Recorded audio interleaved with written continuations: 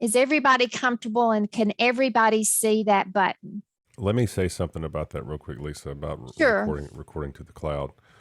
Um, you know, we as an organization, we only have a certain amount of space, and Uh, now it's going to be available when needed. But if the meeting does not, or if the training does not have to be recorded, it would be better to not do that because it would not use up that extra space. But if it's something that we need to share with someone, whether it be for absentees, or if USDA would like to see it, or if ICN needs to use it and we need to send it to others after the fact, then that's when recording in the cloud becomes handy because we can just copy the link and send it out. But otherwise, it would not need to be recorded if we're not going to use it in that way.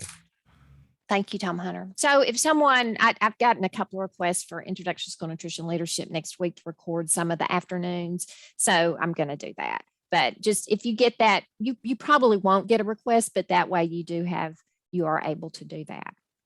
Lisa, question. Yes. I'm sorry, I should have raised my hand. That's okay. But the individual can record it to their computer. Is that not correct? They have to be a co-host. Okay. I think we have to make them a co-host to do that. Okay. We can give them we can give anybody permission to do that as a co-host, but you as a co-host will see record to the cloud or record locally. The difference is if you record locally, it'll just be on your computer, and then you would have to figure out a way to share that with someone, whether it's putting it in Dropbox or Google Drive and then sharing the link. When you record to the cloud, Zoom automatically gives us the link to do that, and that's why that's the difference between recording locally and recording to the cloud. It's much easier just to go ahead and get the link from the cloud because there's nothing further we have to do. But recording locally allows you to put it wherever you want to, and it doesn't use up any of the Zoom cloud storage. So that's the difference. And Cynthia put a question in about a link to the video. I'm going to send that. I'll send that to you in an email afterwards so you can see what everyone gets. And then if you want that video, I'll Dropbox the MP3, and that way you'll have it on your computer. If you want to show that, I'll give you more information about how to do that. Okay. Any questions about that? So the co-host duties. Oh, I'm sorry, Carol. When the recording is completed, do you have to be completely out of Zoom for it to save it to the cloud or save it to your computer? No. There's a difference between pausing and resuming the recording and stopping the recording. So let's say you're recording something like we are right now, and we're going to take a break, or we're going to go into breakout rooms. We want to click pause on the recording and not stop, because when you click stop, it creates a new file within Zoom. If you click pause, it just pauses the recording, and when you're ready to resume again, you click the play icon and it resumes recording, and it just cuts out that space. So when you watch the recording, there's the section you paused and the section you started, and the rest is gone, but it's still one file. But whenever you're done recording at the end of the training and you click stop, Zoom starts processing that file on the cloud side. Now, it may take, depending on how long the training is, it may take a couple hours for that file to become accessible, or the link to become accessible, because Zoom has to process it. But once you click stop recording, then it's going to process the file. So if you're recording something and you click stop and you want to stay on after the fact and still discuss something, Zoom's already going to be processing that once you click stop.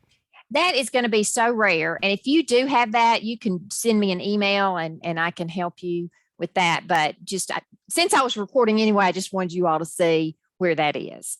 So, so as a co-host, we call it co-host. I don't know what the official title is. We call ourselves co-hosts, whoever's supporting the presenter when they are sharing their presentation. As you know, the duties include, but are not limited to, admitting folks into the meeting, pasting links and documents into the chat box, monitoring the chat box for any questions, responding to any questions or Zoom issues that may come into the chat box, and operating the breakout rooms. And we're going to practice those. So, and anybody from the training team can pop up and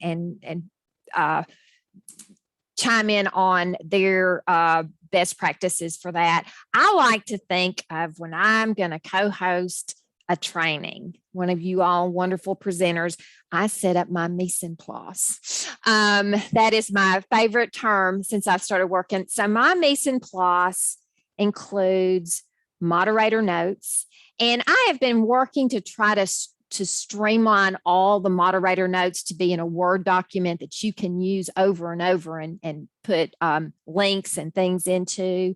And I print them. I personally, Tom Hunter, don't laugh at my printed stuff. I print them, and then I have my electronic copy that I keep on my desktop in a little folder for that particular training. Any documents that are going to be used to be pasted into the chat box. And then I set my view, the view that I use to be the most optimal for me when I am co-hosting a training. So I can, if I'm using, I'm at the office right now, so I have 3 screens, but if I have my one screen, I like to go to the view options. And so the first thing that I do when I get on a meeting is I open the participant box and the chat box. I always have those going.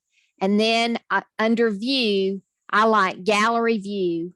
And then I exit full screen because I want to be able to see all of my stuff at the bottom of my screen. Now, Tom Hunter, you can laugh at me, but sometimes if I exit full screen before I open my participant box and my chat box, it gets so small, it's hard for me to make it big again because the icon gets hidden at the top of my computer. That has happened to me. So I have found, as Lisa Rogers, 60-year-old Zoom co-host, it helps me to open that chat box and the participant box first, and then exit full screen in gallery view. And so when I talk about the moderator notes that I have created, I wanted to, hang on just a second. I want to find, I had those pulled up for you. Hang on just a second. Let me pull up my little moderator notes here. So I think let's see. So I sent everybody some workplace safety moderator notes. This was one of the simpler sets that I had. And so I am going to share these moderator notes. Can you all see my moderator notes?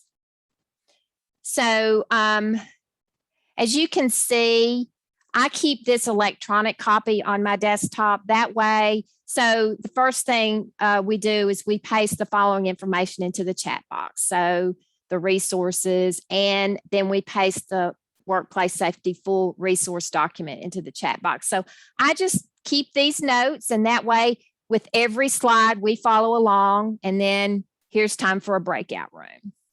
So that is really helpful to have in an electronic form. And then when we're talking about safety program strategies, I'll paste that information about Manager's Corner into the chat box. So you all should have a copy of this, but any moderator notes for any training you should already have. And so on and so on. Does that make sense? So we have those. So I keep in my personal mise en place, I'll have that electronic copy. I'll have any documents that we might need to paste into the chat box already on my desktop.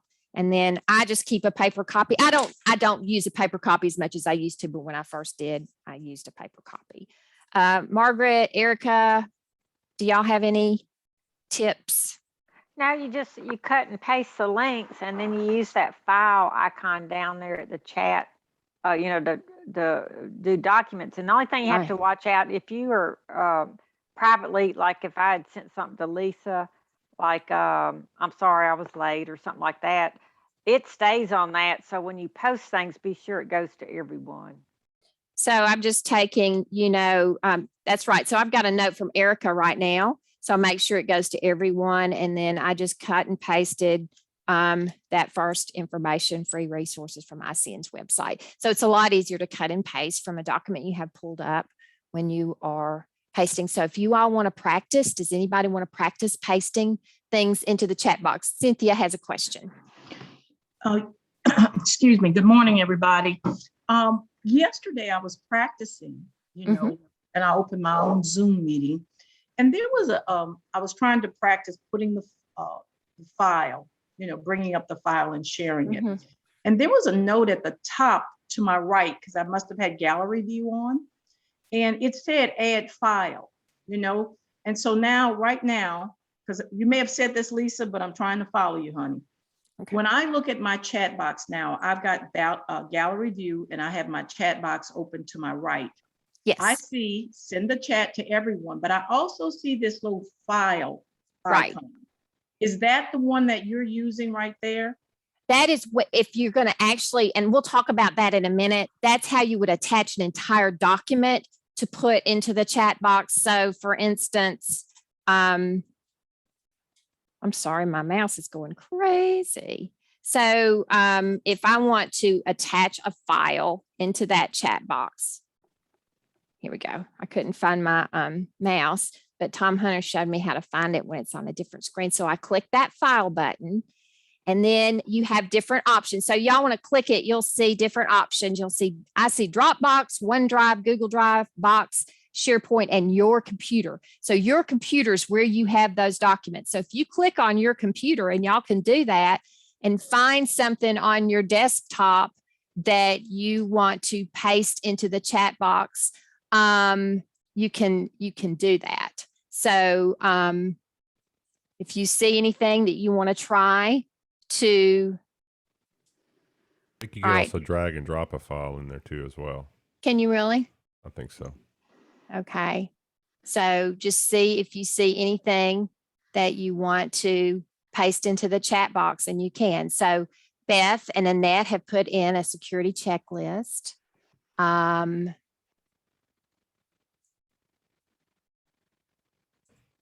just putting in an assessment chart. So see, and sometimes if you put in, and this has happened, Tom Hunter, sometimes you put a Word document, it may give you an error message. So that might help. And Colin, you were telling me I could do, what were you saying to me? I could do screen share to show them what it looks like, if that might help. So if I do screen share, does that show what I'm doing, Tom Hunter? Not yet. And I'm adding, not yet. Yeah. I think you have screen share, Colin, I think will only share like one thing. It won't share what I'm actually doing. So are you trying to share your screen? No, I'm not. That was just that Colin sent me a message about that. Oh. All right. So is everybody comfortable trying to, I know this sounds simple, but I do want you, yes, Marilyn. So if I understand correctly, in the chat box, we have two options. We can copy and paste a link, or we can go to the file icon and upload, for lack of a better word, an entire document. Is that correct? Yes. Okay. Yes. So, and then some trainings have, so for instance, basic culinary math, I don't think we ever put a document in there, but for those lessons from Introduction to School Nutrition Leadership, the standalone lessons, that's when we put all of those handouts and those documents into the chat box. So is everyone comfortable putting links into the chat box? Are you all comfortable copying from a document and putting the link into the chat box? And if you can just practice that if you all want to, or keep practicing putting a document in. Beth, you have your hand up.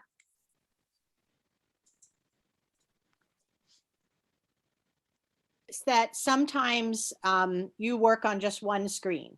So if we're Right. on a laptop, have you found anything that's most useful? So you said you have the chat window open, you have the participants window open, what you just told us, but on where you put them, because if somebody raises their hand, they show up in your top left on your gallery screen, so you notice them or whatever. I'm just wondering, because I've just been playing around, and if I try to put the chat on the right and the participants on the right, then it sort of covers up, it covers up my folder on my desktop that I need for the documents. I don't know if you found anything that works for you when you're just on one screen.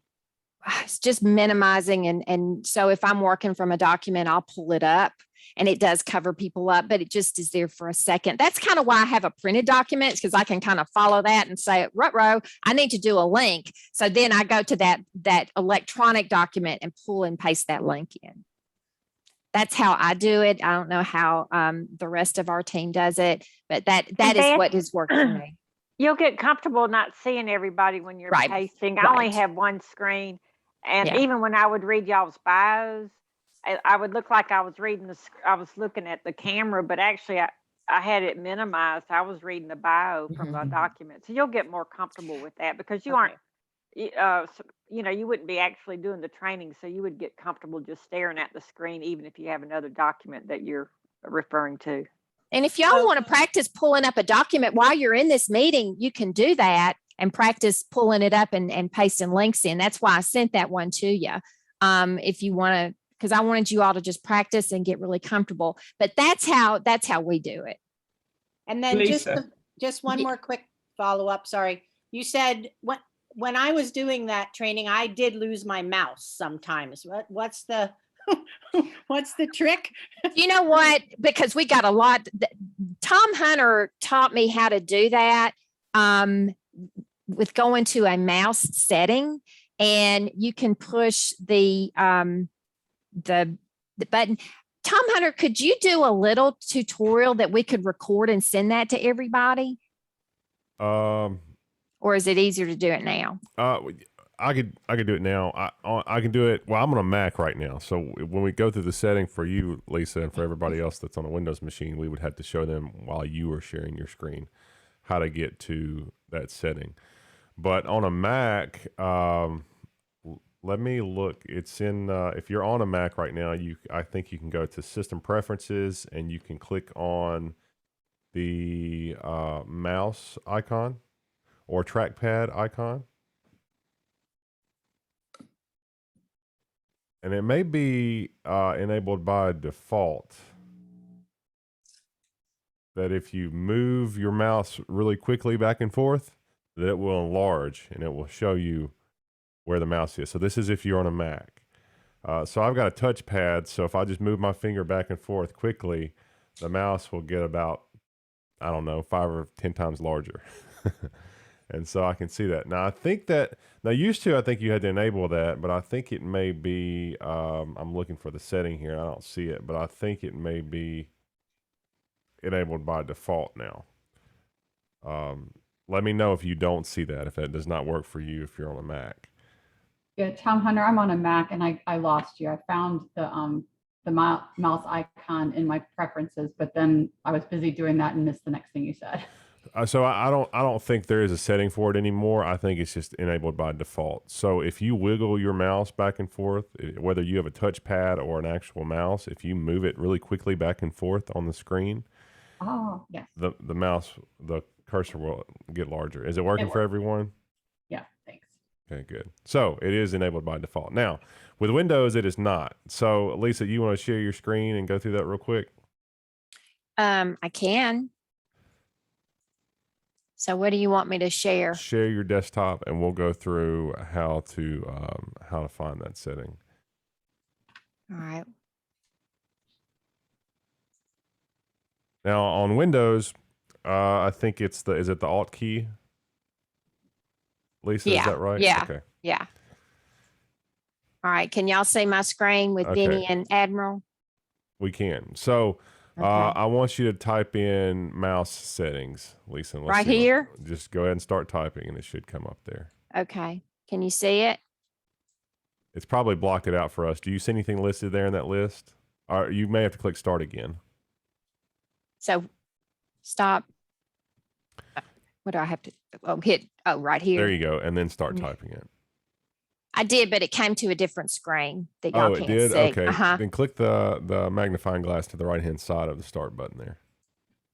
And now click Okay. type in mouse settings. There you go. Okay. It's the top option.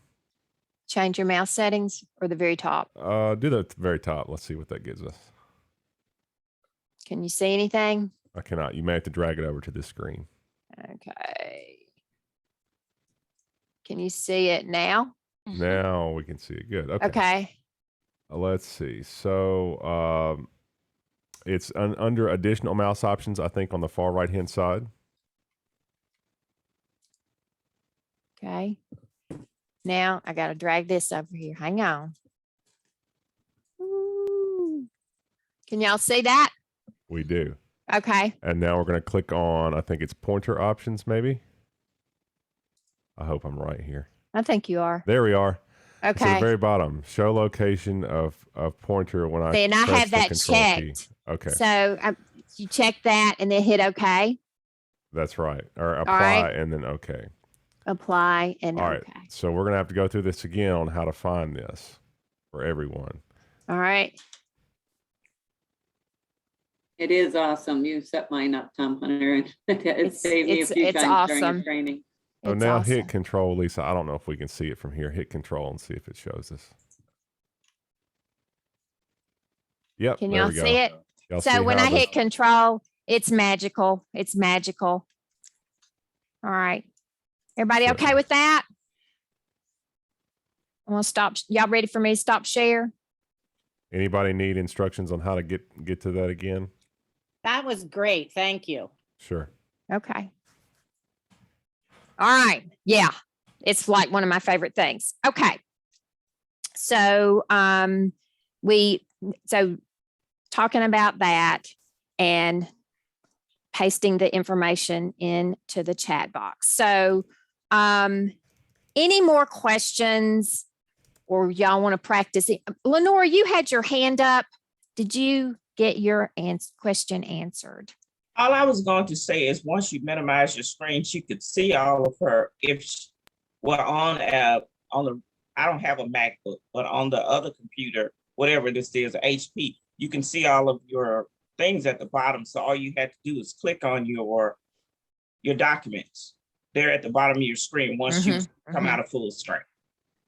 So yeah, coming out of full screen is good. And you just pull up the, you want to pull up your moderator notes and then just have any documents that you want to paste. I keep them on my desktop that I can paste. Annette, and don't take your hand down because I want to practice. We're going to practice clearing these reactions. So yes, Okay, I Annette. just had a question. So you're saying put up the moderator notes and then like on slide 6, where it says the manager's corner, we should just be able to copy that and paste Just it? cut all that and paste it into the chat box. Got That it. is what worked for me and you all can practice it. Marilyn, do you have a question? I copied a file and it said successfully copied or successful, but I'm not seeing it in the chat box. Is it because I initiated it? No, you should be able to see it. Okay. Marilyn, did you send it to everyone? Yes, I think I I did. don't see. Maybe I just sent it to Tom Hunter because he was the last one. Tom Hunter, did you get all of my? Let's see. That may be the mistake I made. And may have- once it downloads it, you should get a green check. You'll show the file. It'll say from me to everyone. You'll have your PDF or whatever, and then I'll have a green check. All right, Marilyn, we Yes. see it now. So you have been sending those to me. Thank you. I'm glad you'll enjoy all of those, Tom. And don't lower your hand. Cynthia Ruffin. I have a document brought up. I have those notes. And Uh-huh. when I open Word and I go to copy, I was trying to copy the link to dicn.org. I can't copy it, Tom. I mean, it won't, it'll go to the link, but my mouse won't copy it. Just Does that make see if you can sense? just right click it and click copy and see if it'll do that. Okay, just right click. And I do all the verbiage, like I start from free resources from ICN and do that. We copy that entire, so Carol did it. You probably, all that verbiage, anything on that document, you can copy and paste it and it'll all go in there. So if you're going to put a link to the ICN resources, if you're working with someone and they say, oh, these free resources, I copy that whole thing that says free resources from ICN and put it into the chat box. Okay, paste. So just take your mouse and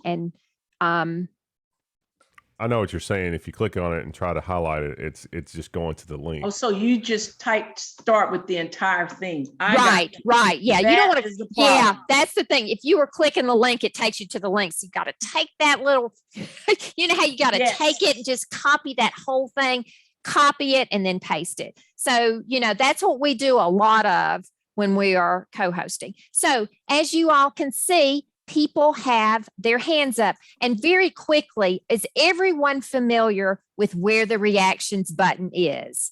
And if you're not, that's okay. It's at the bottom with the little happy face. So a lot of times there are activities where you all know how to lower your hands, but not all of our participants do.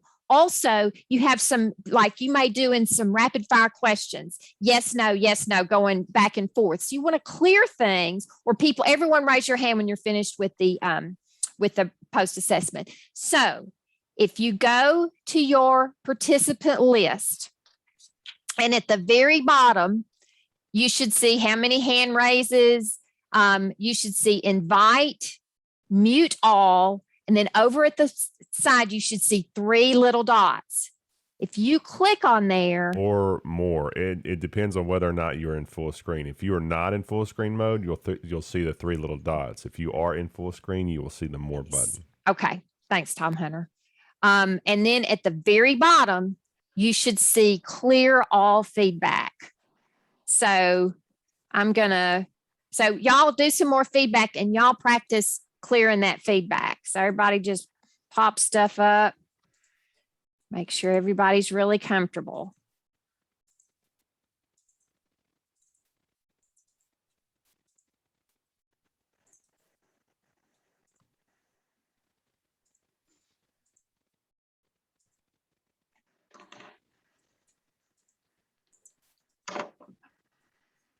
So is everybody pretty comfortable with that?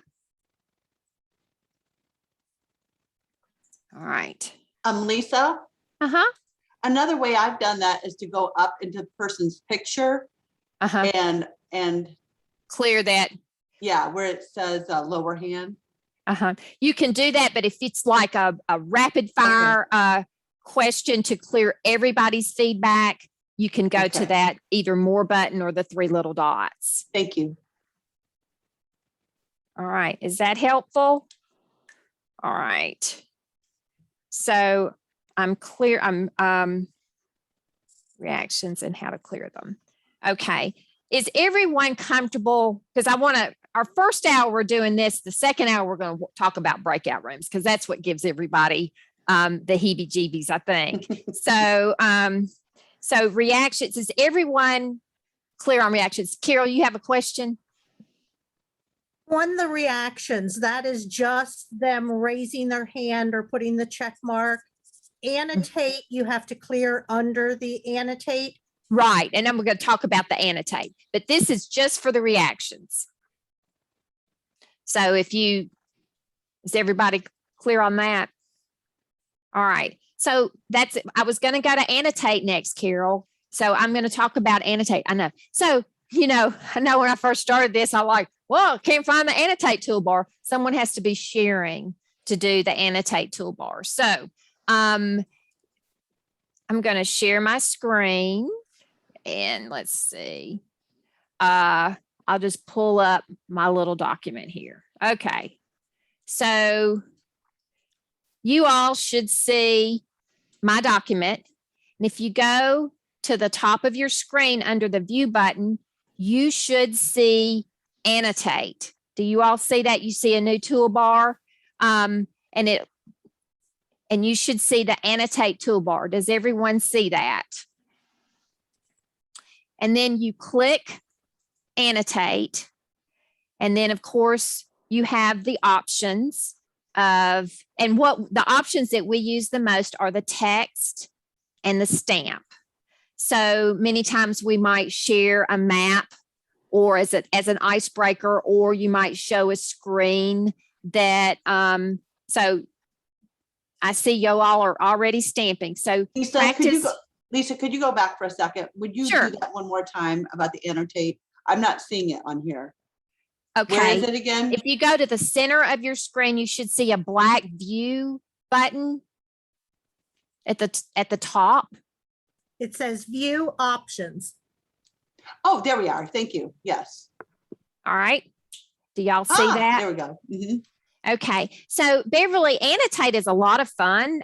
We use them if you want to use it during your sessions as an icebreaker, or if you're showing a presentation and you have a list of things you want people to put what they like the best or things that they've done. This is a wonderful feature. Also, you can put up a blank screen and instruct people to use the text feature of annotate, and they can type on that blank screen. So those kinds of things. But one thing when you are presenting or as a co-host, you want to, when everyone is finished, you want to clear the drawings. So on your toolbar, you should have, okay, y'all put some more stuff on there. So Sue is typing, Marilyn's got little dots and drawings. So if you go up to that trash can that says clear, you have an option of clear all drawings, clear my drawings, clear viewers drawings. So when everyone is finished, you hit clear all drawings. So if you don't, when you go to the next slide, all those drawings are going to stay. So you just want to be sure that as a presenter or as a co-host that you clear the drawings before the next slide. And if you go to the next slide and the drawings are still there, that's okay. And then a lot of times once people start annotating, they like to annotate all over the place. And if you say something they like, they'll put a heart on your slide. In fact, Trish Mouser did a training. She did one of the standalone lessons for Introduction to School Nutrition Leadership, and she had them annotating. And then every time she said something they liked, they'd put a heart on her screen. It was like church when people were saying amen every time she said something wonderful. And then at the end, when she put up her QR code, people put hearts all around it, because they loved her training. So that's a fun way to use the annotate. So is everybody comfortable with clearing the annotate and using the annotate? All right.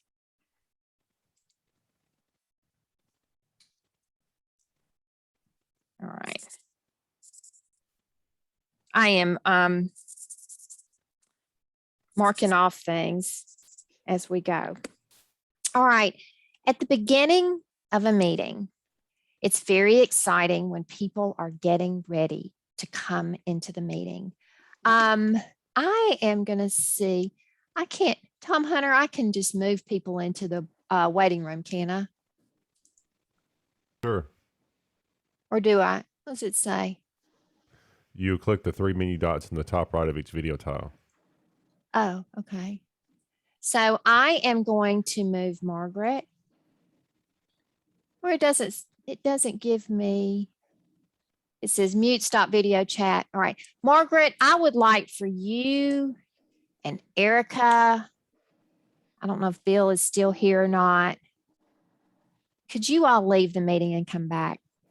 All right. All I get right. the hint. All right. Yeah. Hey, All right. hang on just a second. I think I know why this is happening. Well, They're going to come back. Was waiting room enabled to begin with? Lisa, did you have to admit everyone into this meeting? Uh-huh. Okay. See All right. y'all. All right. I'm going to go get a treat. Nah. Okay. Hey, Colin, can you leave and come back too? I lost Bill. All right. So we do enable the waiting room for all meetings. So most of you all have been on a meeting and you have heard the little doorbell when people are entering the meeting. So they're going to get in the waiting room and we're going to talk about admitting people. Is everyone comfortable admitting people to a meeting? If not, we can practice. And anyone who is a co-host will hear the doorbell and we'll be able to admit people into the meeting. So I just kind of wanted to, someone wants to admit Colin into the meeting. Did y'all all hear that doorbell? Okay. And all right.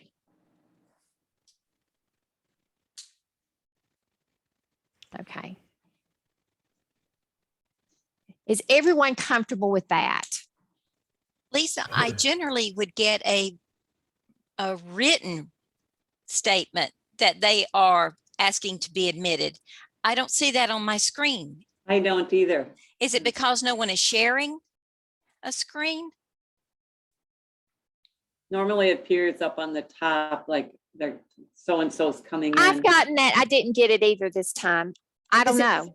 Is it because you're not in full screen? It should be an option. You should be able to move people back into the waiting room, but I don't know why we're not seeing that. Okay. Well, I just wanted to, there's no reason, I Well, guess, to move saw it people. and I admitted them. Okay, there you go. Sometimes it pops up, Marilyn, sometimes it doesn't. I don't know. That Is it you're because asking, It's we're just all that little green co-hosts? or a blue button and you just hit admit, right? That's how you I get always in. look at that. If I hear that doorbell, did everybody hear that doorbell? Mhm. Did y'all all hear that doorbell? So when you hear that, you know that somebody needs to be let into the meeting. And we typically don't let people into the meeting till right before time to start. Yes, Carol. So when I was trying to find how to admit them, I didn't see anything where it would let me. So I don't know if it. Okay. Carol, because probably people admitted them so quickly. So Margaret, will you and Colin and Bill, could you Yeah. leave the meeting and come back and let Okay. Carol see that? Okay. Lisa, And Lisa, Lisa, you can show them how to send a chat to the waiting room, like welcome, we'll start. in Right. 5 That's a minutes. good idea. So y'all sit in the waiting room. Yes, Lenora. we're all co-hosts. I don't think you can put a co-host in the waiting room, but you can put, Colin is not a co-host, so you that's can it. put him in That's the waiting it. room. That's it. That's right. Thank you, Lenora. That's Oh. why. You got it. Okay. You know, she came in without being admitted to the waiting room, or did someone let her in? Who? Did Carol did somebody let Margaret in? I let somebody in. Okay. Hey. So Y'all remove I don't know. remove some co-host privileges, Lisa. all right. Who do I need to remove? Okay, I'm going to remove a co-host from Carol. Okay. Well, now she can't see Remember- the. Who needed But to see she- the button? Well, Carol needs to see the button. So let me move. All right. Take Yes. mine off. All right. I'll take Lenora off. Hang on. Lisa, I think it's not putting me in a waiting room because I'm a co-host and keep coming All back. to right. the- Okay. I'm going to remove your co-host. There we go. All All right. I'll leave again. Jeez. Now Lenora Wait, can be wait. put into waiting room. So the 3 menu dots in the top right of her screen. I see. Yeah. Put in waiting room. Okay. Well, now we know. We're still learning, everybody. So that's a good thing to know. So if you all go to Lenora's picture, every once in a while you might accidentally let someone in from the waiting room and you're not quite ready. So you can if you go to Lenora's picture, you'll see 3 little dots.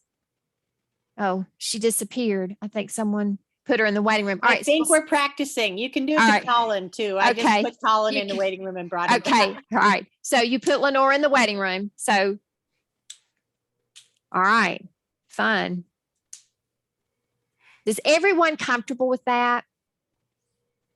All right. Can someone let Colin in?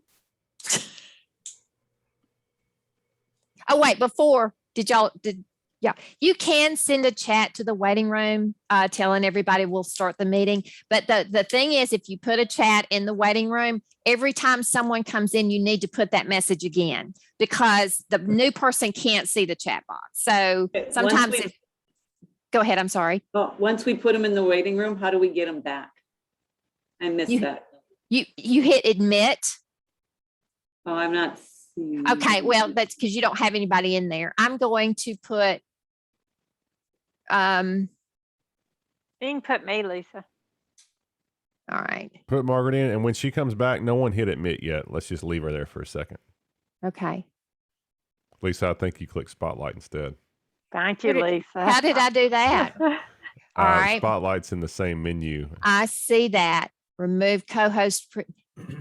So do I hit stop, remove Oh, now spotlight? Tom Hunter's Okay. on the spot. Oh, now you are. Well, it's because I'm in speaker view. Okay. It automatically moves everybody to speaker view when someone's spotlit. All right. So how do I remove that? She's removed. Okay. It may still have you in speaker view though. You may have to click view in the Okay. top right. and So go I need to gallery. remove co-host privileges from, I think I removed that from Mark. Okay. I see.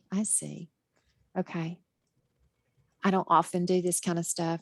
So all right. So Margaret is still a co-host. Maybe it's because you're an alternate host. No, you should be able to remove co-host privileges. Okay, here we go. Remove co-host permissions. Okay. Colin works. Okay. So Margaret, I'm going to move in the waiting room. All right. So Margaret is in the waiting room. Now, a couple of things I want to say about waiting room, Lisa. So individually, as people pop up, you will see their name at the top. Now, you'll notice to the left-hand side of the admit button, there's a view button. You can click view to see the participants list. And at the very top, it will show you who all is in the waiting room. And it will distinguish between who's in the meeting and who's in the waiting room. So And where is that view button? Where's that option? It's at Tom Hunter? it's at the very top of your screen as well. Somebody At the clicked admit. participants. And so I'm Yeah. gonna put Margaret back in. And Don't no one- admit Margaret Yeah, let's not admit her just yet. just yet. If you go, it's in your participants list, Marilyn. If you have that pulled up, it's at the very top. And you should say waiting room and then in the meeting. 1 person in the waiting room, 15 in the meeting, 2 in the waiting room, 14 in the meeting. So there are 2 places there's one place that pops up. The notification will pop up at the very top of your screen and let you know that someone's in the waiting room. And it will it'll say admit, and then it'll say view participants. And you can click on view. When you click view, it's just going to pull up the participants list. Now you can also click participants on the Zoom toolbar at the bottom, the one that says participants. You can click that, and then it will show you who's in the waiting room at the very top. Now, But Tom Hunter, if it's not showing up on top, like last week when we were training, it did, but it isn't now. So Well, it's then I need to go to the, participants. It's only going to show up for a little bit. It's eventually going to go away. That notification will. But you notice next to participants, there may be a red dot right there next to the little icon. That lets you know there's a notification, and that's probably that notification that went away that was at the top of your screen. So if you click that, that's letting you know that someone is in the waiting room at the top. And you have to do that little carrot stick. There's a little carrot by it. You can minimize it, or like if the carrot is going down to the bottom, it shows the names of the waiting room. It should say waiting room with a 2 beside it. And if you click the little arrow right beside the 2, it will show the names of everyone in the waiting room. I I'm not had my seeing any of participant that. window open when they went in, the 2 people went in, and it didn't show them. It said 0. So I had to like close it and open it again, or minimize it and open it again. And then it showed. So I think if it happens while your participant window is open, maybe it doesn't show up either. Mine does. I've had my participant window open the whole Okay. time. Well, mine didn't. But it was easy. I That's just weird. undid it, or Well, here, let's do closed this. it. Let's admit them both back, and then I'm going to put them back in. All right. So sorry, Margaret and Colin. We're going to keep putting y'all back in the waiting room. All right. So notice when we put them in, at the very top, it says for me, 2 people entered the waiting room. Now on the participants button at the bottom on the Zoom control toolbar, you should see a red dot next to that icon that lets you know that there's a notification that someone's in the waiting room. So when you click on participants, it will show the participants list. And at the very top, it should say waiting room in the top left, and it will list the number of people there. Now, if you can't see the people in the waiting room, like Lisa was saying, there's that down arrow or the carrot icon. Actually, it's pointing to the right if it's condensed.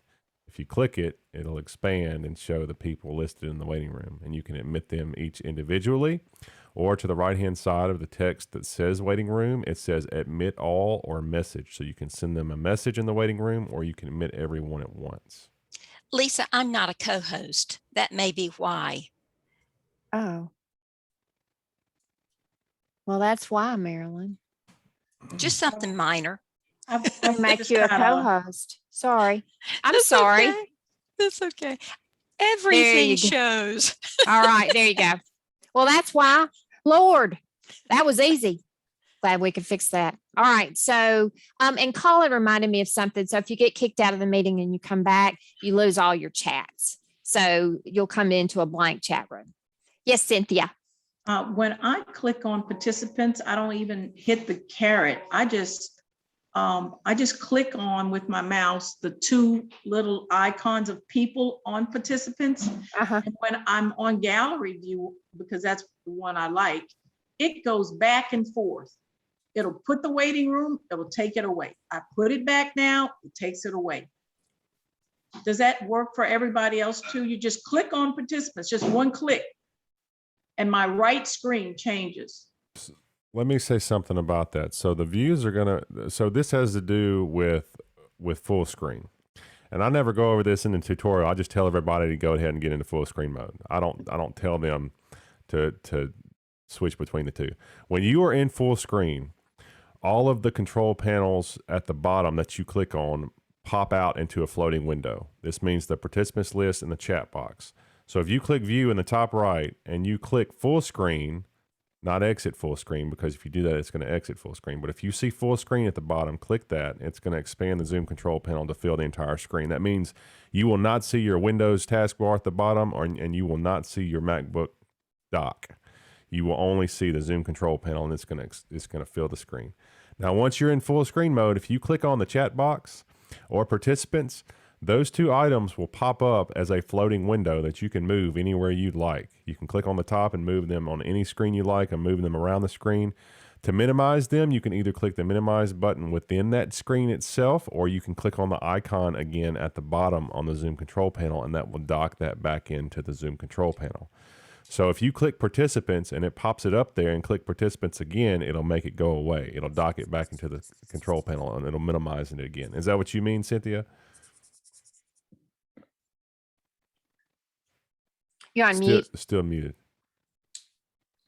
So if I don't see my waiting room, I can do it either way. That's right. I use two screens, Tom, so I'm usually on gallery view.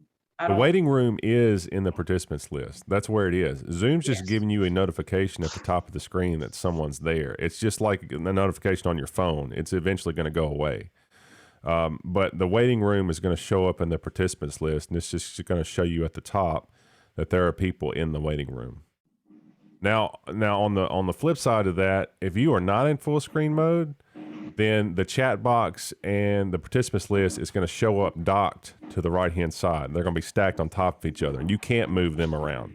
They're just going to be there on the right-hand side. So that's the difference in full screen and not being in full screen. But the waiting room is going to show up every single time by clicking participants at the bottom. You'll see who's in the waiting room in that list. Thank you. All right. So, and then some people you can also send a message directly to the people in the waiting room. So if you go down to the chat box, if there is anyone in the waiting room, you can say everyone in the waiting room and you can send them a message. All right. Is everybody comfortable with that now? Feeling pretty good about waiting room? So because people will get bumped off the meeting and they'll come back into the waiting room. So one of you all will need to admit the people. So does anyone want to admit? All right. Okay. So before we move into breakout rooms, does everyone feel comfortable with what we went over already? All right. And don't fret if you don't feel comfortable, we'll do a Zoom meeting with you individually before any of us will be happy to. Beth, you have your hand up? Just one quick comment on what Tom Hunter just said. You can, if you're not in full screen mode, you can undock your chat and your participant windows, and then you can move them around. So just at least on a Mac, you can do that. just play with what is comfortable for you. I just know what I've been doing, it works for me. So, a lot of it, y'all, is just doing it and finding what makes you feel comfortable. I remember when I started teaching with Zoom, that was a key thing that all of a sudden I was like, oh, I can keep my chat where I want it. And it's not like when it's undocked. So I see that if you think now. you want to do that, you can figure out how to do it. It gives you the option in the top left there to click and undock it. I see that now. Yeah. So you can do that not in full screen mode as well. All right. And I'm going to thank you, Beth. Before I'm going to answer Carol's question, and I've had requests for a little beverage break before we break out into breakout rooms. So after I answer Carol's question, we'll take a quick 5-minute break, and then we'll come out and we're going to break out. And that's so fun. Carol. Thanks, Lisa. Is the host the only one who can make someone a co-host? That is a very good question. Yes. Yes. Only the host can make someone the co-host. A host, only the host can end the meeting. So before we take a quick beverage break, that was on my list, but I wasn't sure we're going to get to it. But because we'll go over that with you when we open a meeting. But Carol, I'm going to make you a host.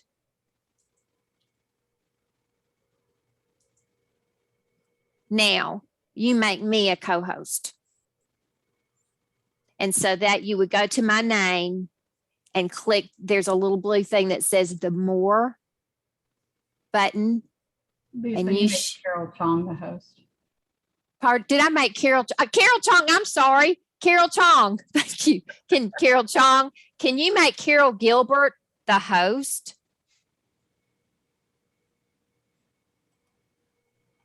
I'm just going to a Carol. Thanks, Helen.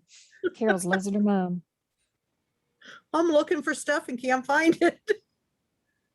So Carol, if you'll go, okay, great. So now, Carol Gilbert, will you make me and Carol Chong a co-host? And you go to that blue button. If you all see that blue thing that says more. You do have to hover your mouse over somebody's name. Yeah. To see those. Over on the participant list. Okay. You can do it. Think you can do it on the video. Okay. Now, Lisa. Can you make me a host? Hold on. Or no, Carol Chong is the host now. So Carol, can you make me? Oh, so I should have made her a co-host. Right. Okay. So Carol Chong, now Carol is the host. She's the only one who can do anything. So Carol Chong, can you make me the host?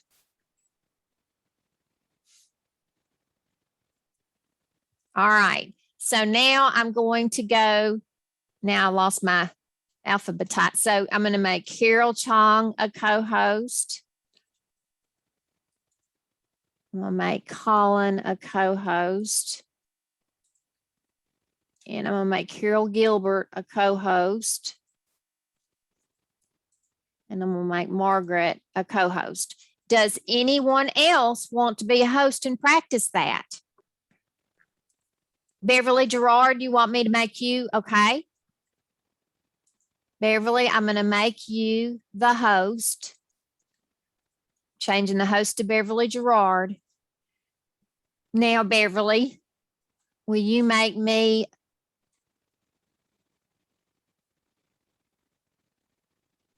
a co-host?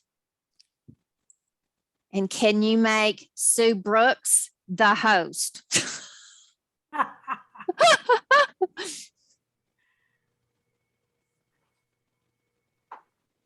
All right, so Sue, all right, so Sue, you're the host. Can you make Beverly a co-host? And then make me the host. So Sue's yeah. So now Sue, make me the host and I'll make you a co-host.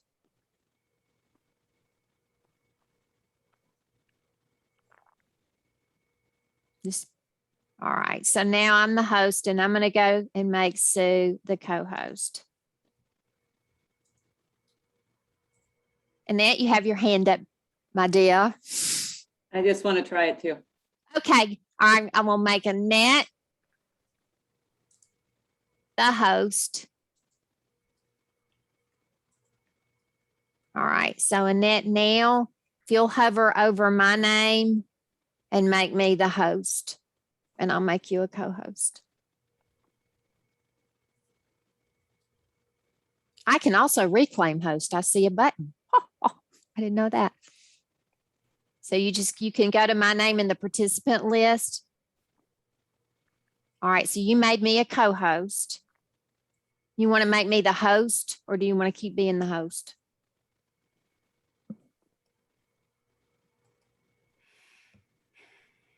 All right. So Annette, I'm going to make you the co-host.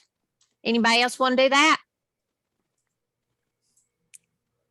A lot of power.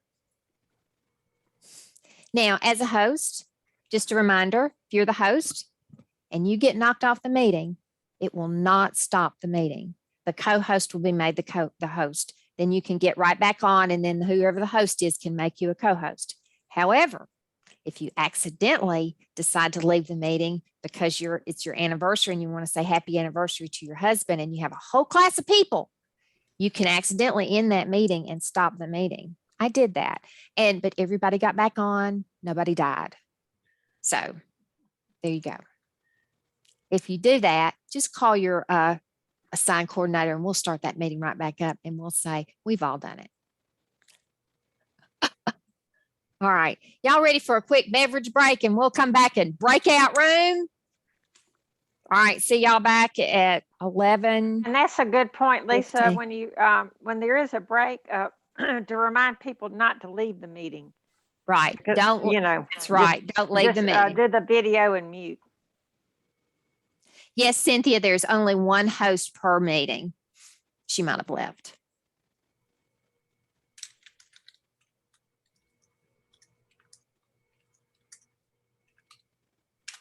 What time are we coming back? It's 11:16 or 16 minutes after the hour. Thank you, Tom Hunter. You're welcome.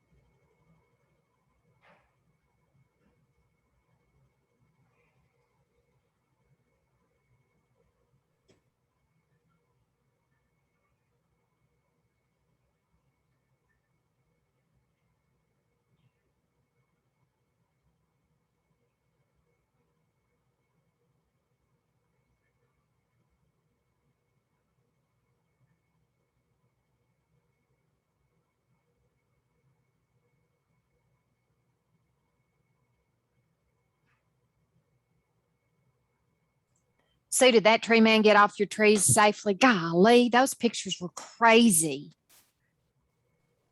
You had to see it when he was way up on that top, and then he Oh my cut that green. gosh. When he topped the green thing off, the tree started swinging and swaying. I thought for sure he was going to get. I just happened to be down there talking to my neighbor. We were watching it, and I thought, oh, for Pete's sakes, please don't let him fly off that tree. I hope he's tied tight, because he just started like. I know, because they don't look like big trunks. Well, that one was like, that tree was like a tuning fork, but the bigger trunk was down below. So that was actually all one or two that went up. And so we got the one down, and yeah, they took all the limbs off, and then they started going up and cutting. Sue is having some tree work that is posted these pictures on Facebook. And I'm telling you, those are the tallest trees I've ever seen with the thinnest trunks I've ever seen. And there's a guy up there cutting the tops off. And honestly, I mean, I got the heebie-jeebies just looking at it. The worst part too is they've got these big chainsaws just hanging from their waist. Chainsaws are just like some guy would have a set of keys on his waistband. They're up there with these chainsaws, and it's like, and they're such nice guys. They're great guys. It's just like, oh, I'm just glad I'm not their mother. I don't want to be the mother watching my kid use that for profession. But, Probably why those things are so expensive to have done, because of the insurance it's that like, they have to carry. Oh my you know, and God. then you have the guys down below, and then they take those things and they tie them to a rope, the heavier logs, to get them down so they don't, them branches are falling down here and there, and they're like out keeping cars out of the road. Oh my gosh. Anyways, it was entertaining. It's all done. Ooh. So, All right, everybody. Welcome back. Just getting back here in a second. So, everybody feeling good so far? All right. Y'all are going to be great. You know, and talking about co-hosting, we do have a few site coordinators who, if you work with them, they do all of the co-hosting duties. Samantha Brusky in Washington State. I don't know if any of you all have worked with her. And Tony Jenkins in Orlando, Florida. Oh my gosh, Carol, he is great. He is just great. So we're appreciative of them. So if you're assigned to one of those trainings, you'll have one of their staff helping you out. But anyway, I meant to say that. Yes. quick question. Are they getting handouts? Do some of them get handouts? Do all of them get handouts? Some of them get handouts. So we would let you know, but we're kind of getting away from sending out handouts to every single person who signs up for a training that when they're on their own devices. When we were first doing this and we didn't have as many trainings, we were more open to doing that. But now, unless they're all in one room, you know, because as you know, you could do virtual training with everybody on their own devices, everyone in one room, or everybody mixed up. So we're kind of not sending things now, unless it's a real special case or something we'd already promised, unless they're one room, and we'll send everything like a regular training. We are getting away from that, but we're sending everything electronically. You know, here's a link to the materials if you want to print them. But so, you know, the idea of as we rolled out the first virtual trainings, you know, we knew they weren't going to have the materials. So does that answer your question? No. Okay. All right. Breakout rooms. That is something that gives everyone, I think, especially our team, we got really spoiled with Breakout Bill Berry when we first rolled this out. For about 6 months, none of us ever had to operate a breakout room because Breakout Bill helped us. So as we ventured into operating our own breakout rooms, it's practice makes perfect.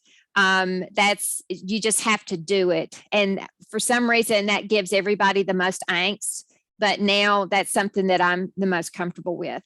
So before we get started practicing, just talking about and Bill, chime in with me and Margaret and Erica on breakout rooms. So,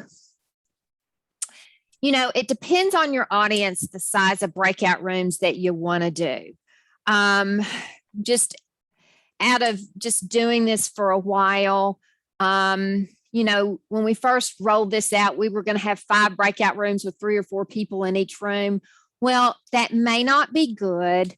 If, for instance, you have people that don't have a microphone or don't have a camera, or they're slow getting into a breakout room. So we found when we do the breakout rooms too small, sometimes someone is sitting there by themselves, either waiting for someone to get into the breakout room or something like that, or they're the only ones with the microphone. So since I've started doing it, I kind of get a feel for the group and make them a little bigger, usually at least 5 or 6, and have done up to 10 in a group. Bill, what do you think? No, I agree wholeheartedly. A minimum of 4, like you said, 5, Lisa, and yes, you know, just depending on how the group's doing. You know, if a group's not real chatty, you may want to put more people in a breakout room to ensure there's some conversation. You know, if you got a pretty chatty group, you can probably do 5 to a group and they get some good conversation out of it. The one thing you don't want, like Lisa said, is a small breakout room where somebody comes back and says, well, I was the only one participating in my group. I mean, you know, and then they'll do that. Yeah. They'll go back and say, well, I was the only one that turned on my camera. I was the only one that, you know, unmuted and talked. So yeah, the you know, like Lisa said, you'll get a feel for it based on the group. Yes. And, you know, y'all have all been on a training where we open the breakout rooms and there's somebody stuck.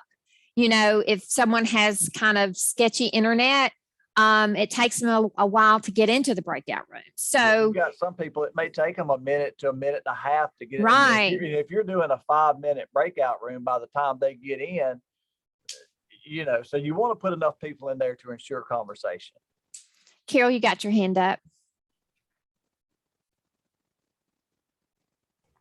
Yes, I just wanted to add to that sometimes people are on their phones rather than on a computer, and so it takes them a while if they ever get in. And the other thing that I try to do is to assign a leader, usually the person who is the most quiet during the training, so that it gets them out of their shell. And then the third thing I do is try to visit each breakout room. You know, just pop in, see how they're doing, and see if, you know, one person or 2 people are monopolizing the discussion versus getting participation from everyone. So, and that is important. And as y'all know, as presenters, you do, and sometimes we forget to try to nominate a spokesperson. Okay, so everyone should be a co-host and everyone should be able to see the breakout rooms. So if you go down to the bottom of your screen, it's either going to be on your More button and you'll see breakout rooms, or you should see breakout rooms. So can everyone see that? And if you can, everyone click on your little square. So you should see a screen that says create, and then there's a box with arrows, the number of breakout rooms. So you have an opportunity to assign automatically, manually, or let participants choose a room. I never let participants choose a room. I know that's an option. I don't know how to do it. I don't do it. So when I first started, I did assign manually all the time, but now I do assign automatically. So I would like for everyone to click to create 2 breakout rooms. I think, Bill and Tom Hunter, we can all create breakout rooms, but whoever opens the breakout room, that's what's going to stick for everybody. Am I correct? Okay. But this way you'll notice if you say create 2, it'll let you know how many are going to be in each room down at the bottom. Right. That's right. Kind of nice. And another thing, Lisa, these aren't, let's say in the middle of a training, you're saying, gosh, they're just not talking. Let's do less breakout rooms. They're not set in stone for the whole training. Right. You can recreate breakout rooms. So you have that option once you've created the breakout room. So you've got create 2 breakout rooms. And Carol Gilbert, sometimes there are people on 2 devices and you need to make sure the duplicate name is in the same room. Absolutely. Thank you, Carol. So sometimes people are on multiple devices. So when you are assigning them, you just want to make note of that and try to put them in the same breakout room. Okay. So create 2 breakout rooms. And so then click the button. It should say, mine says recreate because I start. So you hit. So does everyone see breakout rooms with people in them? So I have 2 breakout rooms. Do you all have 2 breakout rooms? So when you're creating breakout rooms, you don't want the presenter to be in the breakout room. You also may have ICN staff or state agency or someone else who doesn't want to be in a breakout room. So if you all see room 1, y'all should see room 1 and a list of people and room 2 and a list of people, correct? So if you go to room 1, like my room 1 has 8, the number 8 beside it, whatever number you have. So you click on that. Is everybody clicking on that button and they see everybody's name with the little check mark beside it?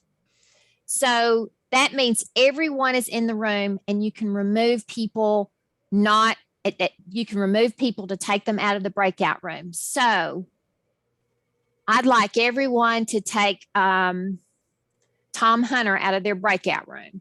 If it's in 1 or if he's in number 2. So you want to take out, so we don't want Tom Hunter in a breakout room.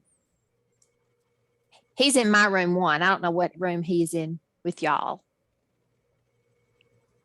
And then I can only move them or exchange them. Do you see the little blue number on the side?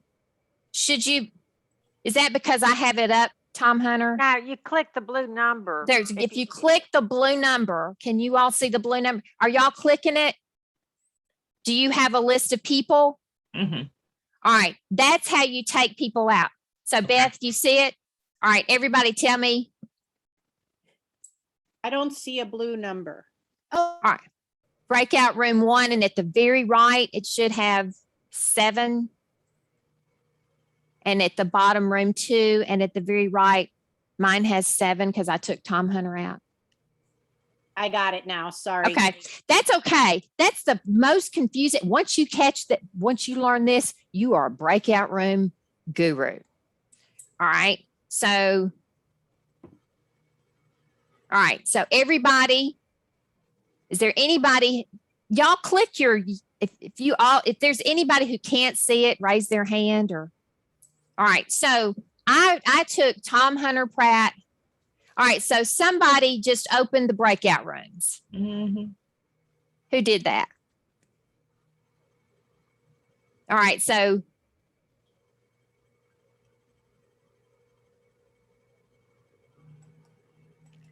all right. They'll close in 39 seconds, whoever did it. Okay. Yeah.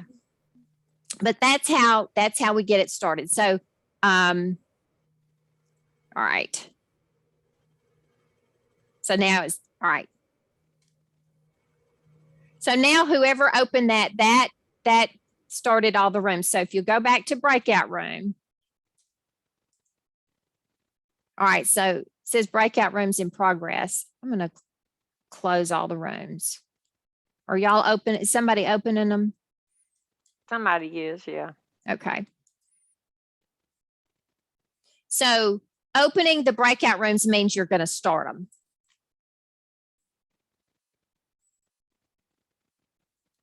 All right. It's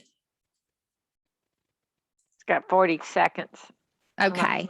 Yeah. All right. So they're coming back.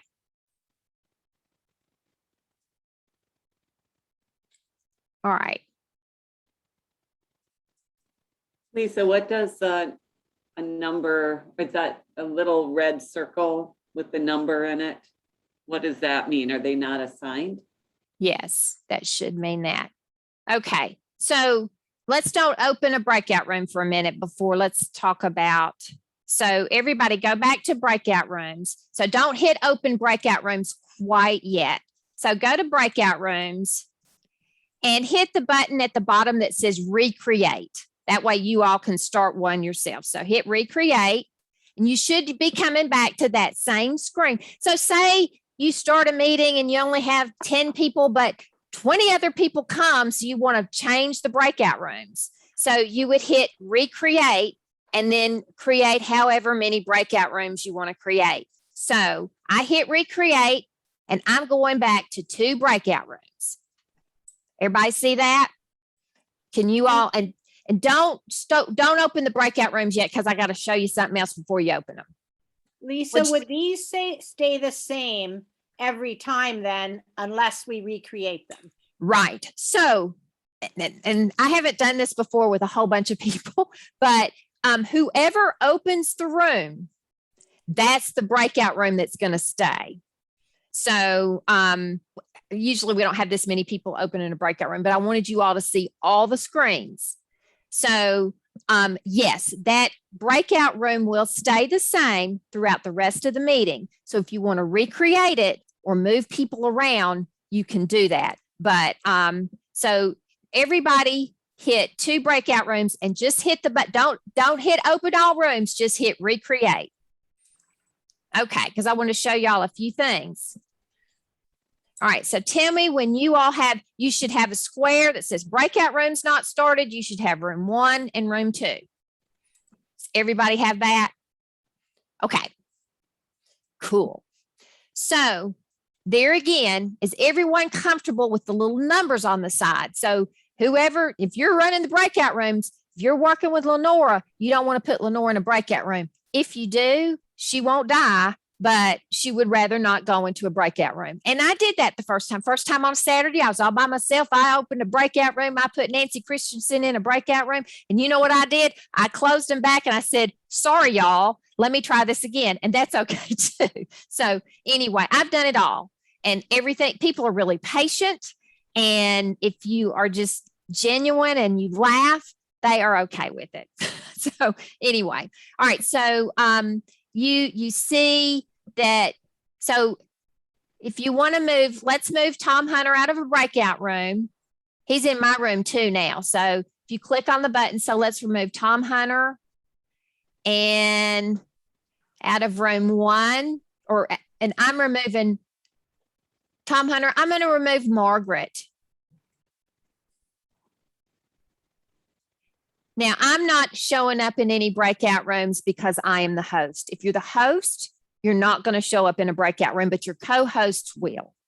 So if you're the host, if you're doing this, you just make sure your trainer, your co-presenter is not in a breakout room. All right. Before we open the rooms, I want you to see at the bottom left-hand corner is options. So I want you all to click options. And you see different, I don't know what options you have. And I sent you all a copy of what we do for breakout rooms. So we do not allow participants to choose a room. We do not allow participants to return to the main session at any time. We keep them in those breakout rooms. So unclick that. You want to click automatically move all assigned participants into the breakout room. You want to set your timer. So you say breakout rooms will close automatically after, and everybody put 1 minute.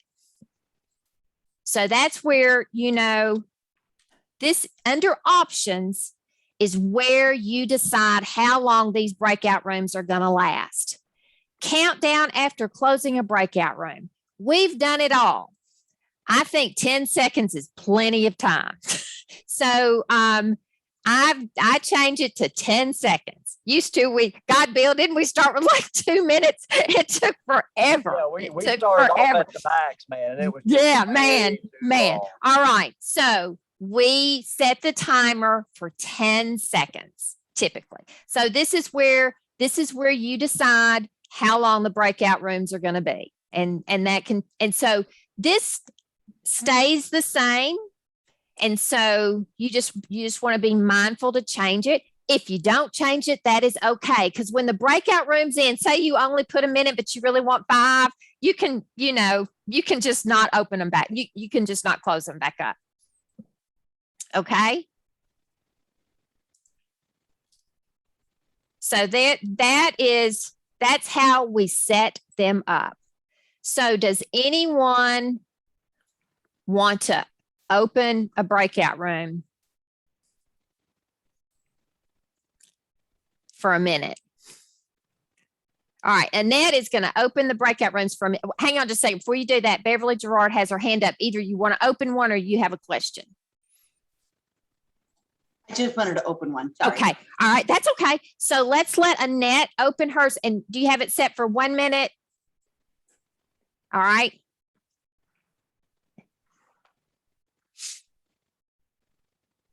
And as you can see, so Annette, like you can see that you're not in the room, Margaret's not, and Tom Hunter's not because and then you can close those rooms early if you want to. Say you accidentally put someone in, you can close those rooms. All right, I think I'll just do that. So Okay. Beverly can practice. Yeah. Okay.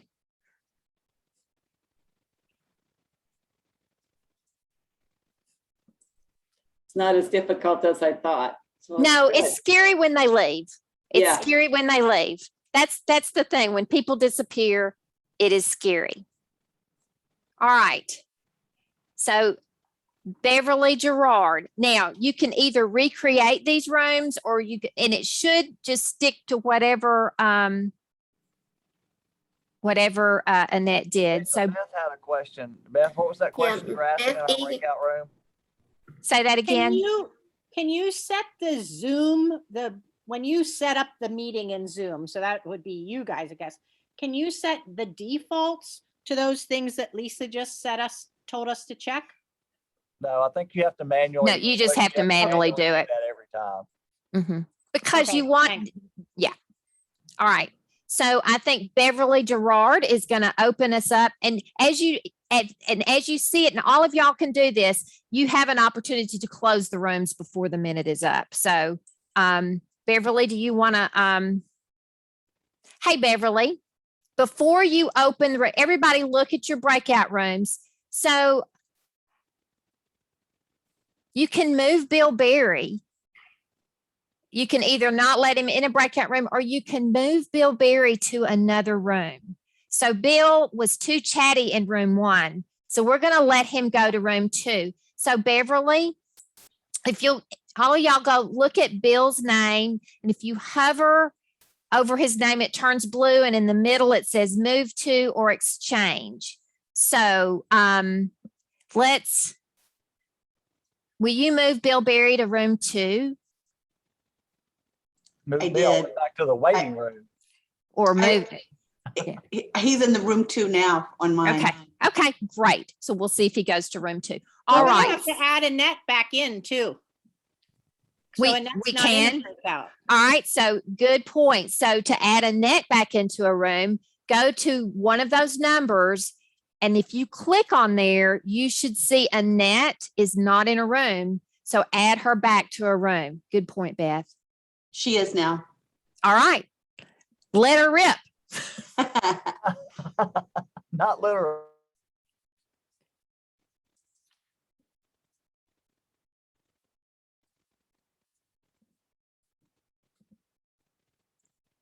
There you go.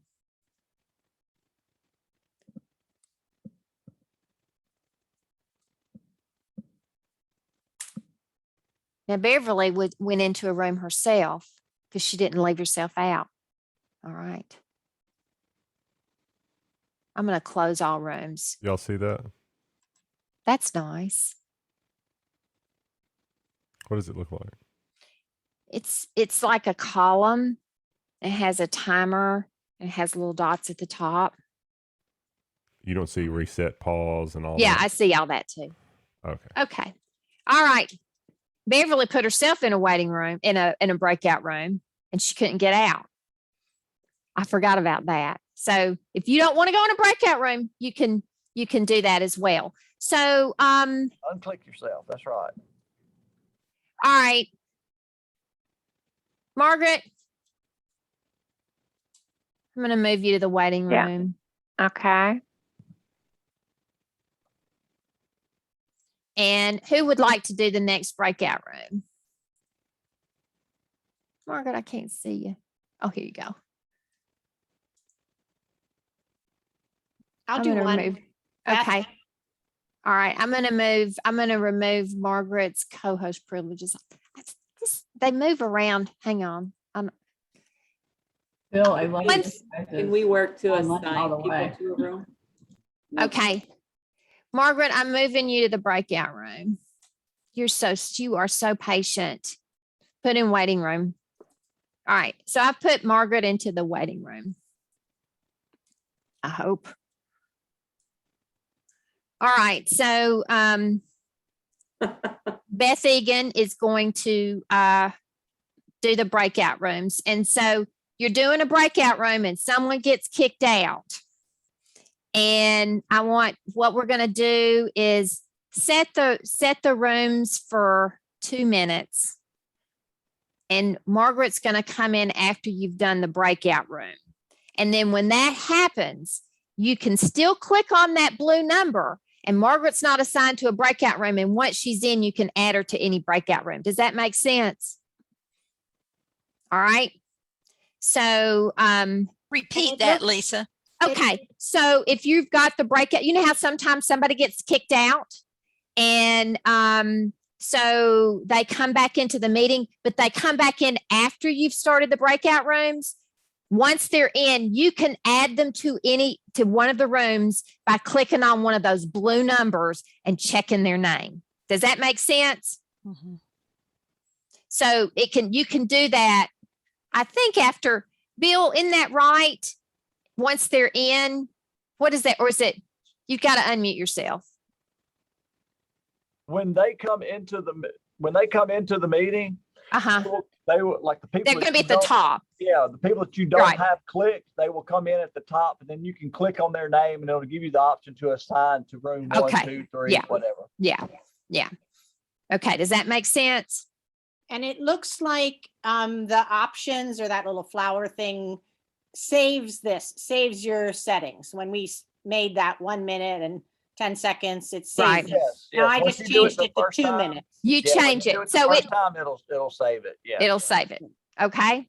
All right. You So ready? Beth, make sure you're not in a breakout room.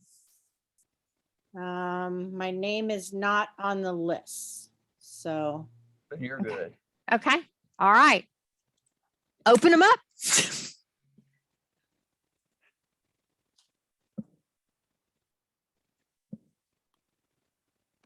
All right. I'm going to admit.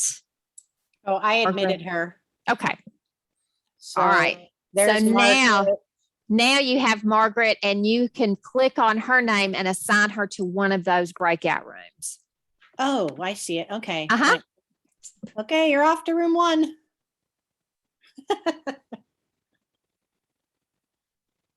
See? Nice. All right. It's nice. Yeah. You can send a message to everyone in a breakout room, broadcast message to all. And who can I play with? Bill, I'm moving you over to 1 just to try it. Sometime, and I'll tell this when everybody comes back. All right. Can I close the rooms? Sure. All right. Bill probably just barely got there. There he just got in.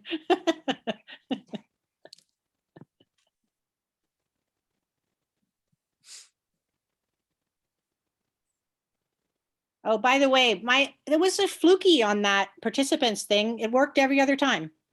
You know, okay.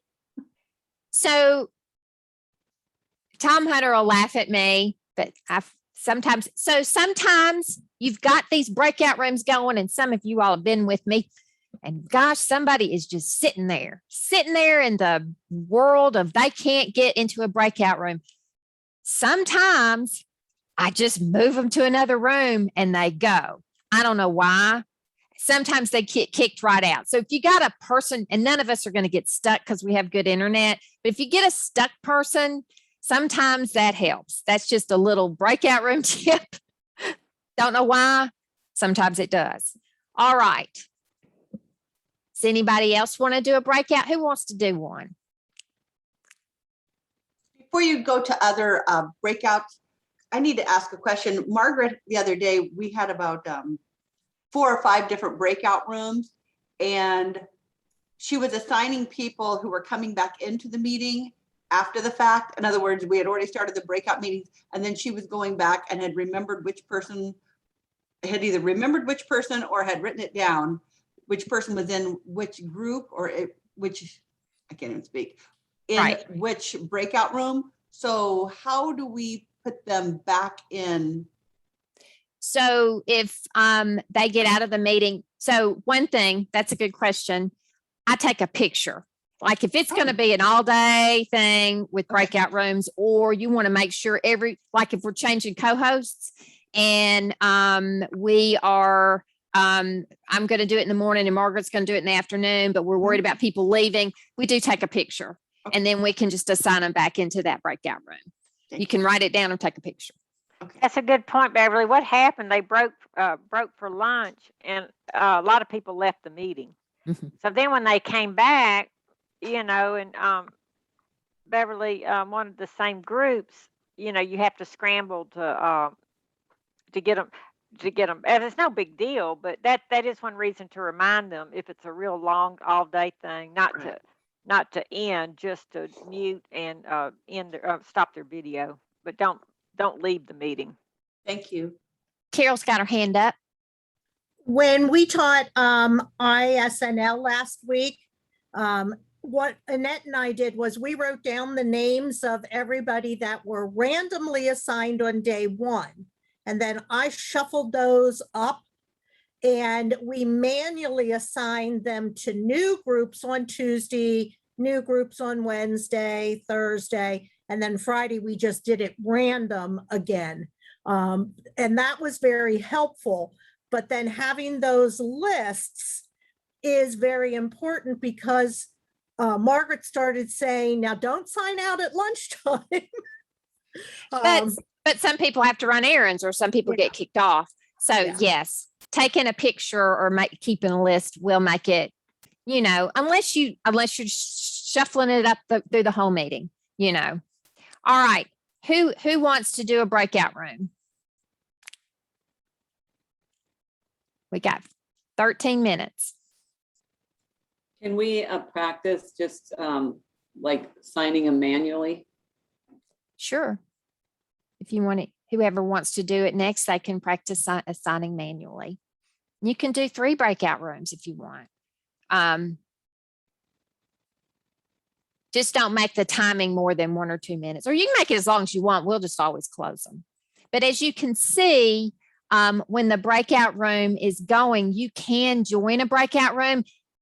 I would not, both of you all, join a breakout room at the same time. Christanne Smith Harrison was on a meeting. She accidentally got put into a breakout room.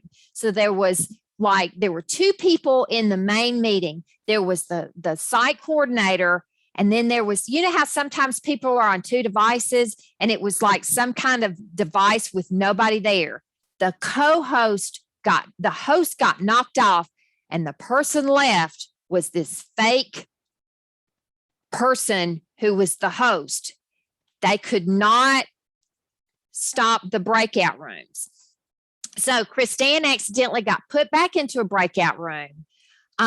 So she had to call somebody so she got out and went into the waiting room. No one could let her in because it's this fake host name. This fake host is sitting here. So Christanne calls the site coordinator, Samantha Brusky from Washington, and said, can you let me in the meeting? So she had to get back in and get in the meeting. So don't both of you all go into a breakout room because something can happen. That's my tip. All right. Anybody want to do a breakout room or assignment? Oh, Carol Chong, she got her hand up. Thank you, Erica. Okay, so I just did 3 breakout rooms and assigned them manually, and I kept Beth Egan out because she and I are going to co-host a training in about a week or so. Okay. So, and make sure you keep yourself out too. Yeah, I'm not in there. Okay. All right.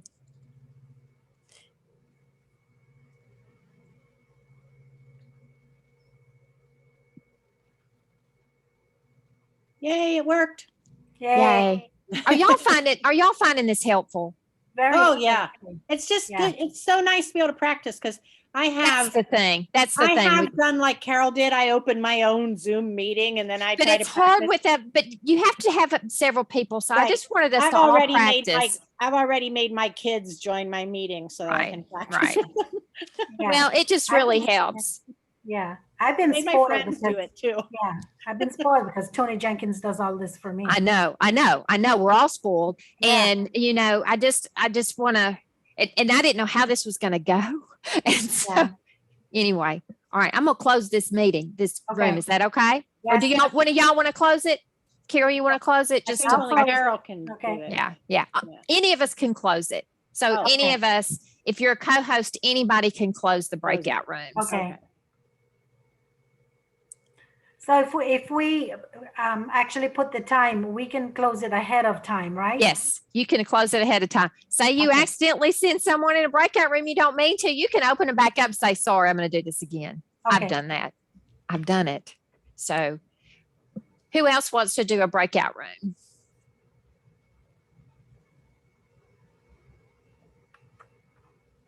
Just question, Lisa. When you are the person who assigned the breakout rooms, is it real obvious how to end it early if that's what you want to do or need to do? To close the rooms early? Yes, it's a if you're the, all right, Helen, do you want to do the breakout rooms and I'll show you what it looks like?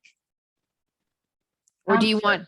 I mean, if you can just tell me, it's fine. Yeah, Rather than- it's a red button that says close all rooms.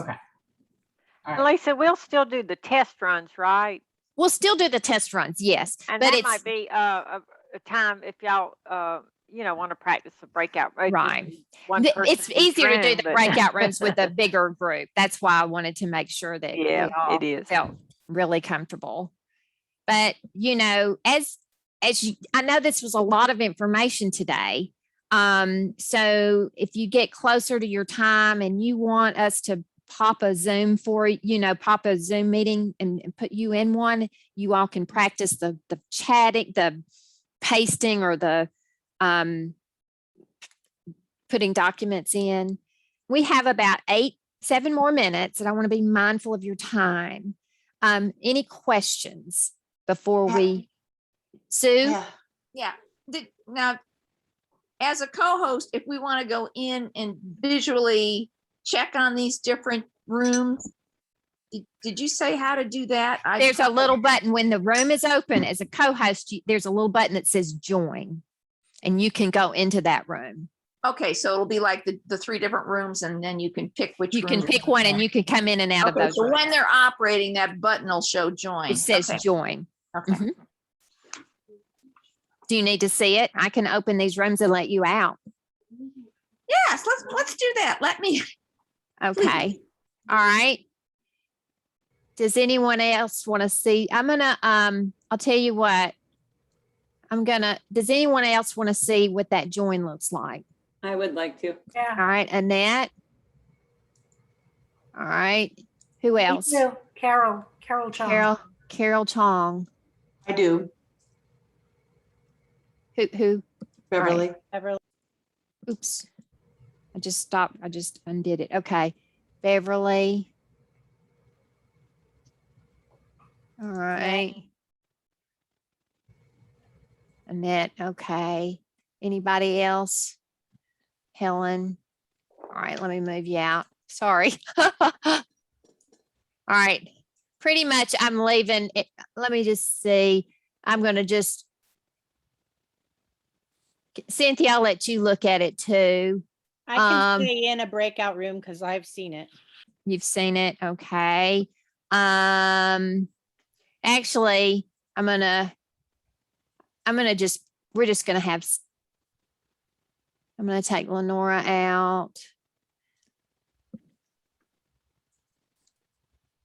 And I'm going to take Marilyn out. And I think, so y'all will be in there. You may be in there by yourselves.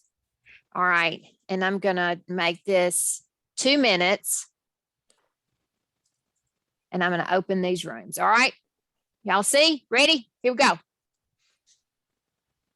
Now, y'all all, if you look at your breakout room screen, you should see the options to join and close all rooms. Helen, do you see that red button?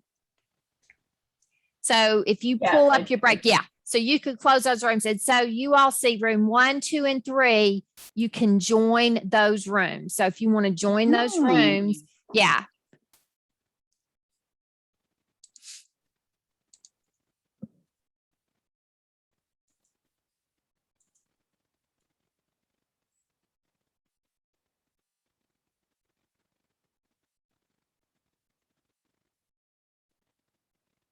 You are on mute, Sue Brooks, unless you're not talking to me. Okay, I'm not seeing a join button. I'm seeing a close all rooms. I've got the 3. If you go to the room number, it should to be to the right of the room number. It should be blue letters that say join. So you should have room 1, 2, and 3. And at the very right, you see room 1, and to the very right, you should see a blue button that says join. Oh, okay. If I hover over the number, then Right. I need to join. So now Yeah. I'm going to.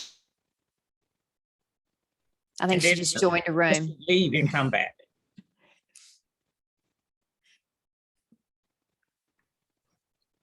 Is this helpful, y'all? Yes. Thank you. I never know. I know how we do it. And so, all right. So I just noticed one thing too, when you go to leave the breakout room, if you decide to leave it, especially if you're the teacher and you want to visit, there's another little button there that says leave the meeting. So you have to be careful that you press the right one. You know what? If you leave the meeting, somebody will let you back in. That's why you don't want both of you all in a breakout room.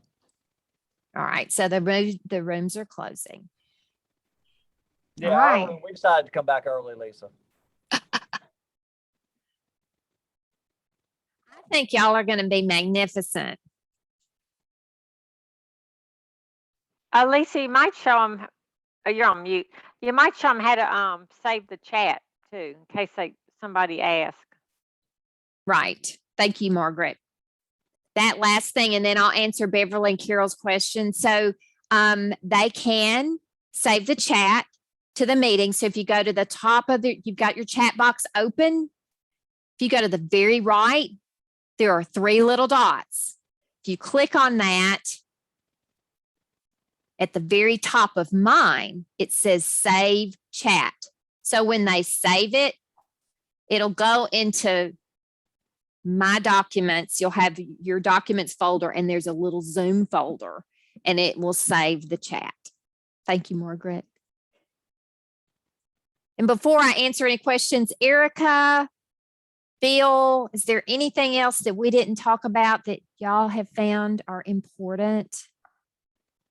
Where did you see that save the chat? Because I don't see any All little right. At the buttons. top of you see your chat box, and you should see your 2, and then the file button. And then to the right of the file button are 3 little dots. Oh, there. Okay. Yeah. And then at the top, their option is save chat.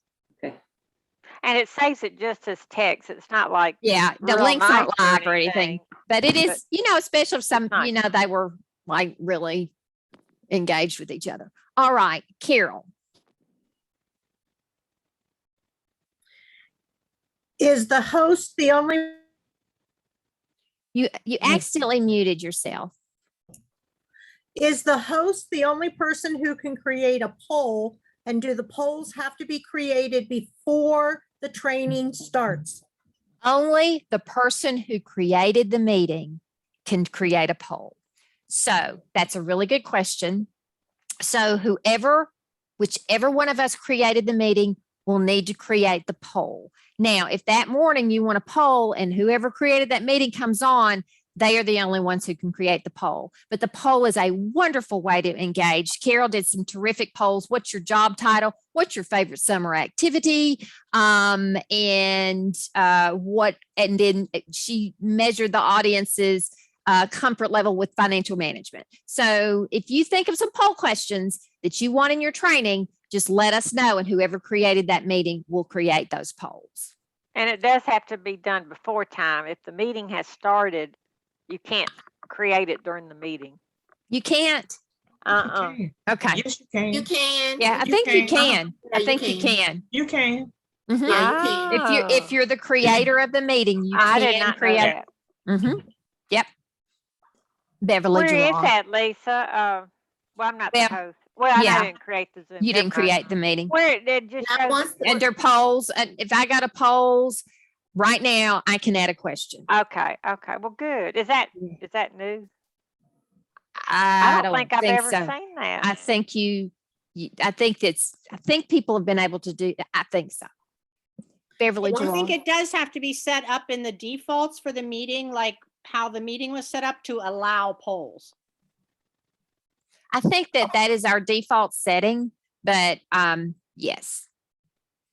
Once the polls are created, you can, any co-host can launch them. Absolutely. And you can share the results with all the participants, and you can even close the poll yourself once it started. That's absolutely right. Thanks, Erica. So once we create the polls, you can launch them. If you want polls and want help with polls, we can help you with that. Beverly? Sure. Now, once again, then if we want to assign participants to the breakout room, do we go to options? You hit recreate. Recreate. Okay, very good. I And remember that now. then you have, Yeah. if anytime you want to change anything, you recreate. Okay, great. Recreate. Okay. Then my next okay, go ahead. Now, my next question is, Helen and I are teaching next Monday.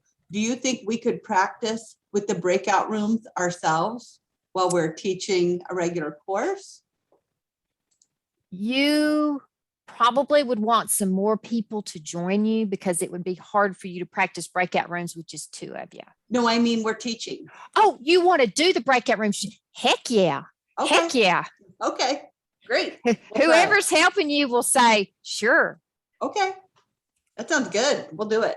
I thought you meant before the meeting. Yeah. Any of you all, if you all are doing a training, you want to do a breakout room, any of us will say, thank you. That would be great.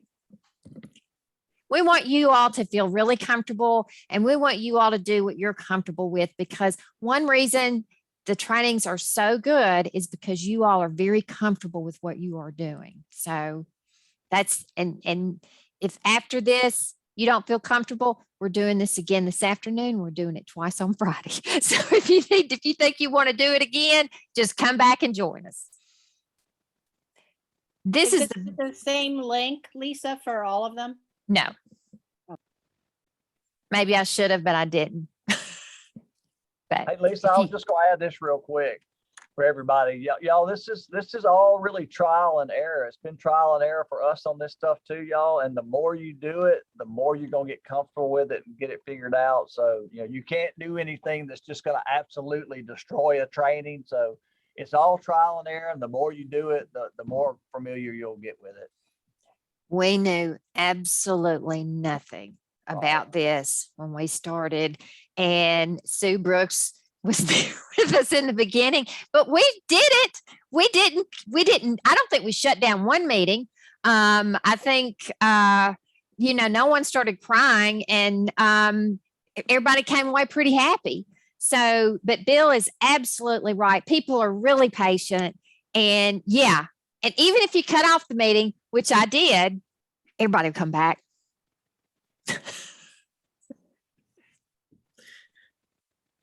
But it's just that you can tell we have so much fun doing this. Go ahead, Carol. I'm sorry. They did it very, very quickly too. It was like it happened and everybody automatically just signed back one.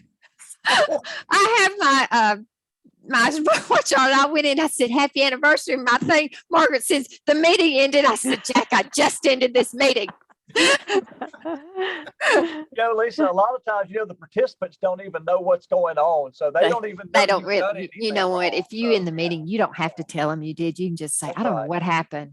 I don't know what happened. And if you get knocked off the meeting, just get back on. Just do the best you can and get Just back on. always remember this. Blame it on Tom Hunter, y'all. Just blame it on Tom That's Hunter. right. We blame everything on Bill Berry and Tom Hunter. If you get knocked off a meeting and you're a co-host and you get knocked off, or you're a presenter and you get knocked off, both of you all, since you both have your presentations up, whoever gets knocked off, if you just can't get back on, that's a good time to call your ICN helper, and that person will jump right on the meeting.